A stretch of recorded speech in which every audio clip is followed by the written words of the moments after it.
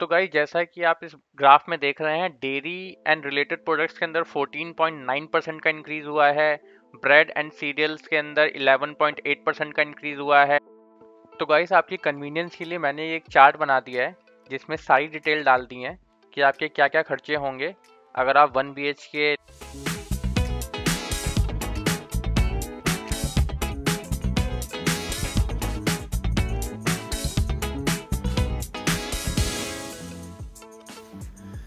Hello friends, welcome back to my channel. मैं हाजिर हूँ आपके पास एक और ब्लॉग को लेके। और आज के ब्लॉग में हम बात करेंगे cost of living in Australia in 2023। तो आज के टाइम पे यानी 2023 में कॉस्ट ऑफ लिविंग ऑस्ट्रेलिया की क्या है, क्या वो सिमिलर है पिछले कुछ सालों के मुकाबले या बहुत ज़्यादा बड़ी है, तो इन सब मामलों में प्रकाश डालेंगे।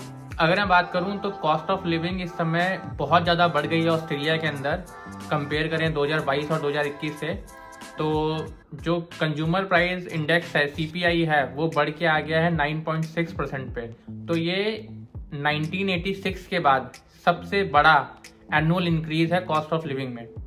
इससे पहले केवल 1986 में 9.6% इंक्रीज हुआ था, लेकिन इस साल 2023 में 9.6% वापस से हो चुका है। इससे पहले हमेशा 6 से 7% रहता था और काफी सारे सालों में तो 4% भी रहा है, लेकिन इस साल बहुत ज्यादा इंक्रीज हुआ है। तो क्या कारण है जिसकी वजह से कॉस्ट ऑफ लिविंग बढ़ रहा है? तो पहला कारण तो यह है कि कोविड के बाद जैसे ही ऑस्ट्रेलिया ने अपने बॉर्डर खोले हैं, तो बॉर्डर खोलने की वजह से क्या हुआ है, काफी सारे माइग्रेंट आए हैं। और माइग्रेंट आने की वजह से डिमांड तो बढ़ गई है चीजों की, लेकिन सप्लाई उतनी ज्यादा नहीं है और इसी वजह से थोड़े थोड़े प्राइस बढ़ते चले जा रहे हैं। तो एक कारण तो ये है। दूसरा कारण ये है कि RBI ने अपना रेट ऑफ इंटरेस्ट बढ़ा दिया है। तो जो सेंट्रलाइज्ड बैंक है ऑस्ट्रेलिया का, उसने अपना रेट ऑफ इंटरेस्ट बढ़ा दिया है और पिछले एक साल में 8 बार अपना रेट ऑफ इंटरेस्ट बढ़ा चुका है। अब आप सोचेंगे रेट ऑफ इंटरेस्ट बढ़ने से क्या हो रहा है? रेट ऑफ इंटरेस्ट बढ़ने से ये हो रहा है कि जिन लोगों ने मकान, दुकान मॉर्गेज पे ली थी यानी लोन पे लिया था, अब उनकी लोन की EMI बढ़ गई है। तो आप यकीन नहीं करेंगे, पिछले एक साल के अंदर जो लोग अपने घर की EMI $2000 यानी 1 लाख रुपए भर रहे थे हर महीने, वो जो रेट ऑफ इंटरेस्ट पिछली एक साल के अंदर 8 बार बढ़ा है थोड़ा थोड़ा करते करते, तो उनकी EMI जो है वो $2000 से $3000 हो गई है। तो आप समझ सकते हैं कि 50% इंक्रीज हो गया है उनकी EMI के अंदर। तो जहां उनको $1000 देना, $2000 देना पड़ता था पहले, अब वो $3000 पर मंथ पे कर रहे हैं अपने उसी घर के लिए जिस पे उन्होंने लोन ले रखा है। और सेम केस हो रहा है कमर्शियल प्रॉपर्टी में भी। तो इससे क्या हो रहा है, उनको लोन देने में दिक्कत हो रही है। अब जब उन्होंने रेट ऑफ इंटरेस्ट बढ़ा दिया है, लोन की EMI बढ़ गई है, तो ऑब्वियस सी बात है लैंडलॉर्ड अपनी जेब से तो देगा नहीं। जो लोग रह रहे हैं उस घर के अंदर वो खुद दे ही रहे हैं, उनके पास कोई ऑप्शन है नहीं। लेकिन जिन लोगों ने उन प्रॉपर्टी को एज ए इन्वेस्टमेंट प्रॉपर्टी बनाया हुआ था, उन लोगों ने क्या किया है, उन लोगों ने उस पर रेंट बढ़ाना शुरू कर दिया है। तो आप जान के शॉक हो जाएंगे कि पिछले एक साल में जो रेंट इंक्रीज हुआ है मेलबर्न के अंदर वो 30 से 40% है। जी हाँ, गवर्नमेंट की गाइडलाइन है कि आप साल में 5 से 10% रेंट बढ़ा सकते हैं, लेकिन पिछले एक साल में ऑलमोस्ट सिटी और सिटी के आसपास के जितने सबब्स हैं सब में रेंट इंक्रीज हुआ है। तो एक कारण ये भी है जिसकी वजह से कॉस्ट ऑफ लिविंग ऑस्ट्रेलिया की बहुत ज़्यादा बढ़ गई है। तो ये 2 मेन फैक्टर हैं। इसके अलावा अगर हम बात करें तो मैं आपको ब्रेकअप दिखाता हूँ। तो सबसे पहले अगर हम बात करें किन किन चीज़ों में महंगाई आई है, तो गाइस जैसा कि आप इस ग्राफ में देख रहे हैं, डेयरी एंड रिलेटेड प्रोडक्ट्स के अंदर 14.9% का इंक्रीज हुआ है। ब्रेड एंड सीरियल्स के अंदर 11.8% का इंक्रीज हुआ है। फूड प्रोडक्ट NEC के अंदर 11.3% का इंक्रीज हुआ है। जितने भी कोल्ड ड्रिंक्स वगैरह हैं उसमें 7.8% का इंक्रीज हुआ है। Meals out and take away food में 7.3% का इंक्रीज हुआ है। फ्रूट एंड वेजिटेबल्स में 4.9% का इंक्रीज हुआ है।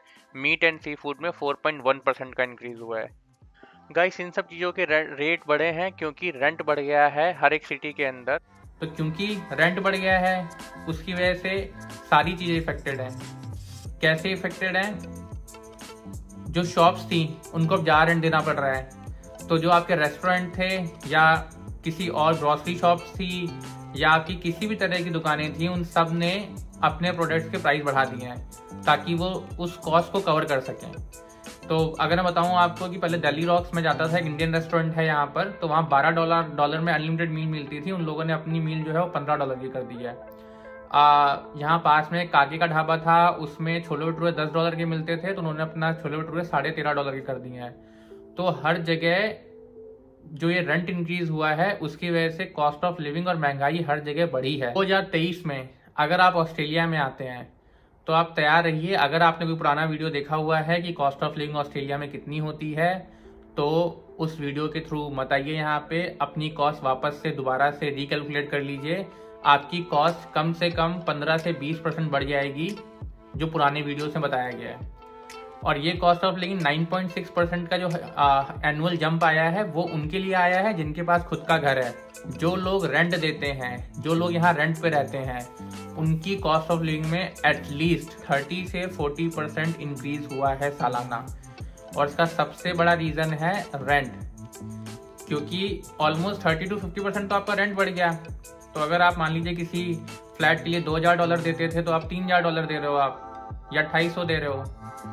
और बाकी आपके खाने के आइटम्स में और रेस्टोरेंट वगैरह में बाहर डाइन आउट करने में, उनमें तो इंक्रीज हुआ ही हुआ है।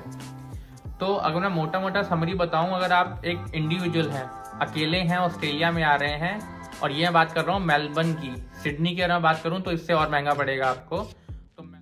तो गाइस आपकी कन्वीनियंस के लिए मैंने एक चार्ट बना दिया है जिसमें सारी डिटेल डाल दी है कि आपके क्या क्या खर्चे होंगे अगर आप 1 BHK लेके सिटी में रहते हैं तो, और अगर आप सिटी के बाहर रहते हैं तो।